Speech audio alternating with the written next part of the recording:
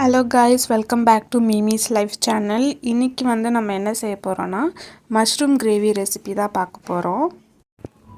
இதை வந்து நான் என்னோடய ஸ்டைலில் தான் பார்க்குறேன். நான் எந்த வீடியோவுமே பார்த்து கற்றுக்கல. எனக்கு ஒரு ஐடியா இருக்கும் இப்படி செஞ்சால் நல்லாயிருக்கும்னு. அந்த மாதிரி தான் நான் செய்ய போகிறேன். ஸோ வந்து வாங்க வீடியோக்குள்ளே போய் பார்த்து தெரிஞ்சுக்கலாம்.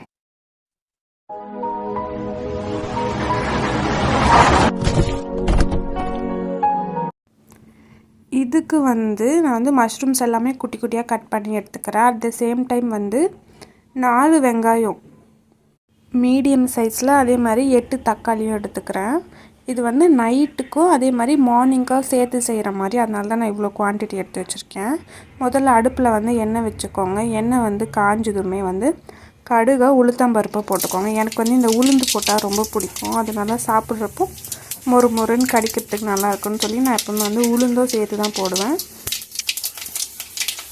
அது நல்லா பொரியணும். பொரியறதுக்கு வந்து கொஞ்சம் டைம் கொடுத்துக்கலாம்.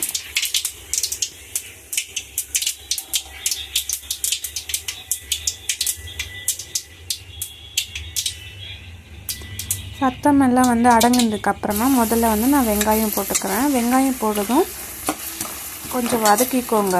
வெங்காயம் வந்து வேகமாக வந்து வதங்குறதுக்கு கூடவே வந்து கல் உப்பும் போட்டுக்கலாம். நான் வந்து கல் உப்பு தான் யூஸ் பண்ணுவேன்.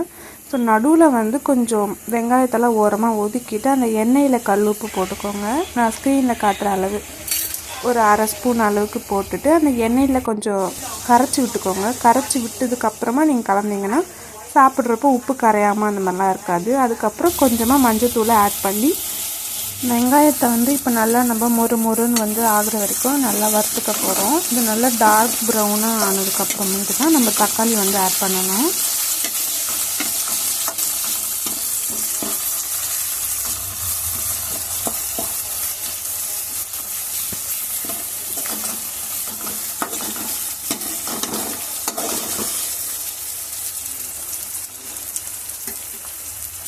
அது பார்க்குறப்பே கொஞ்சம் நல்லா கிறிஸ்பியாக தெரியும் வெங்காயம். அப்படி தெரிஞ்சதுக்கப்புறம் நான் வந்து தக்காளி கட் பண்ணி வச்சுருக்க தக்காளி எல்லாமே போட்டு நல்லா வதக்கி விட்டுக்கிறேன். நல்லா வதக்கி விட்டதுக்கப்புறமா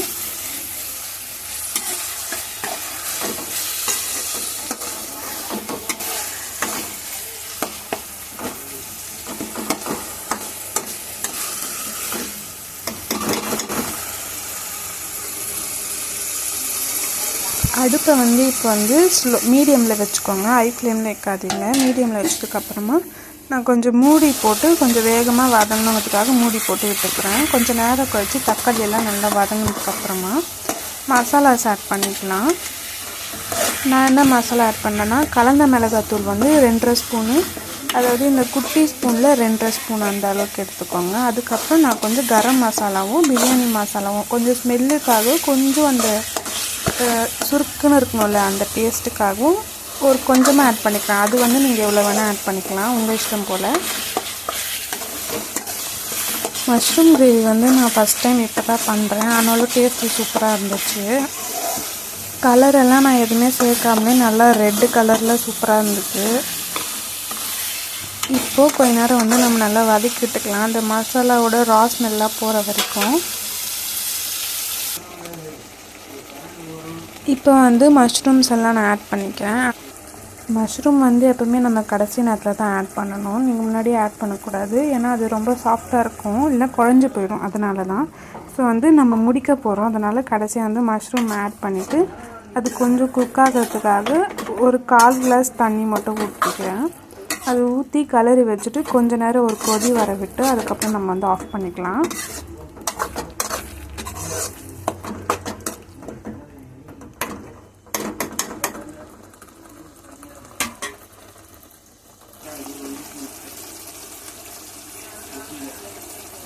இப்போ வந்து நல்லா கொதிச்சிருச்சு. இது வந்து ஒரு 3 மினிட்ஸ் போல் தான் விட்டுருப்பேன். நல்லா கொதிச்சதுக்கப்புறமா நாங்கள் வந்து சாப்பிட்டு பார்க்குறப்ப எங்கள் அம்மா வந்து நல்லா இருக்குது அப்படின்னு சொல்லியிருந்தாங்க. உப்பு கரெக்டாக இருந்துச்சு. நான் என்ன நினச்சேன்னா உப்பு கம்மியாக இருக்கும்னு நினச்சேன். பட் வந்து அப்போ சாப்பிட்டுட்டு அப்புறம் ஆட் பண்ணிக்கலாம்னு நினச்சேன். எங்கள் அம்மா சாப்பிட்டு கம்மியாக இருக்குதுன்னு சொன்னாங்க. ஆனால் நான் சாப்பிட்டப்போ உப்பு வந்து அதிகமாக தான் இருந்துச்சு. கடைசியாக வந்து கொத்தமல்லி வந்து தூவி விட்டுக்கலாம். தூவி விட்டு இதை நான் வந்து இறக்கிடுறேன். இதுக்கப்புறம் தான் எங்கள் அம்மா சாப்பிட்டா நல்லா இருக்குன்னு சொன்னாங்க. இந்த வீடியோ உங்களுக்கு யூஸ்ஃபுல்லாக இருந்திருக்கும்னு நான் நினைக்கிறேன். ரொம்பவே ஈஸியாக தான் இதை செஞ்சிடலாம். இந்த வீடியோ பிடிச்சிருந்தா லைக் பண்ணிக்கோங்க. உங்களோட வெந்திருக்கா கிரேவி உப்பு கரெக்டாக இருக்கா? உப்பு காரம் எல்லாம் சரியா இருக்கு. உப்பு கம்மி